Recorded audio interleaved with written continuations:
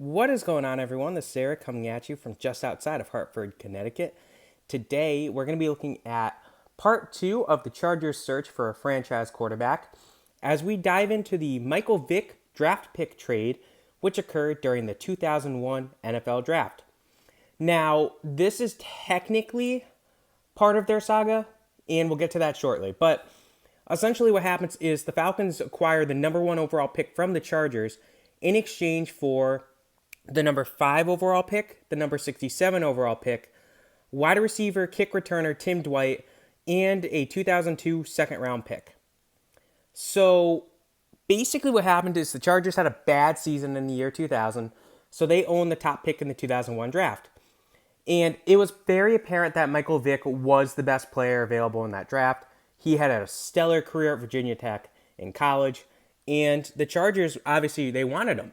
At this point, they were done with Ryan Leaf, and they decided, okay, we want our guy. But Michael Vick refused. He negotiated with the Chargers, but the Chargers were not willing to give him the money that he felt he deserved.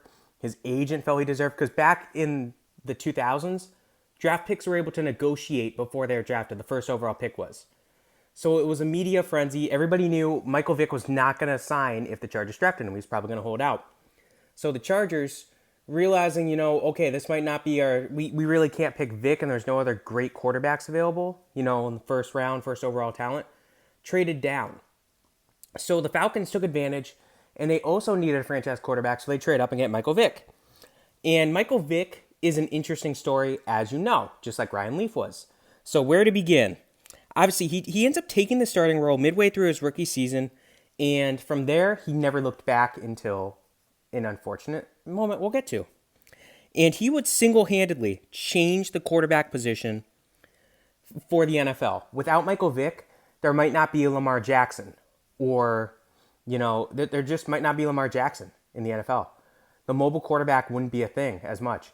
Because, yes, there were mobile quarterbacks before Vick. Randall Cunningham is probably the best example of it. But Michael Vick single-handedly would help change the position. And he just dominated.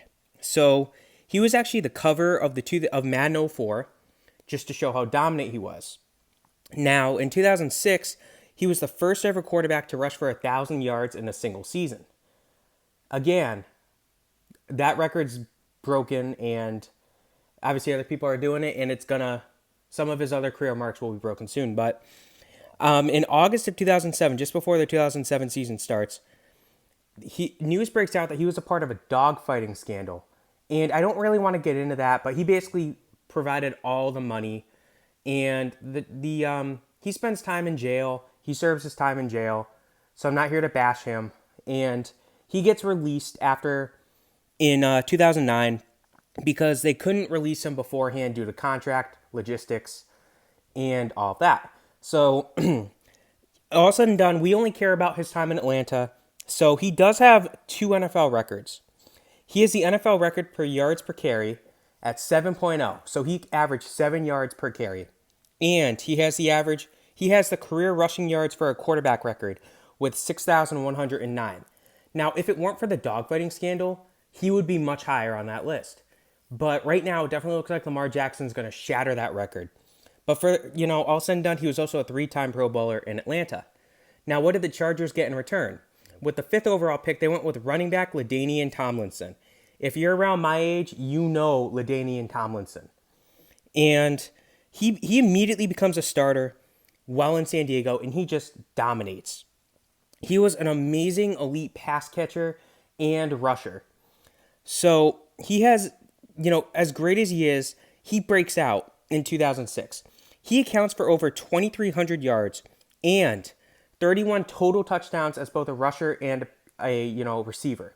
He also passed for a couple touchdowns that year, but it was just amazing. And in 2006, he obviously won the MVP award. So after that, though, he did start to deal with injuries, and after the 2009 season, he gets released. His time in San Diego was not forgotten, though. He's a 5-time Pro Bowler, 3-time first-team All-Pro, 3-time second-team All-Pro.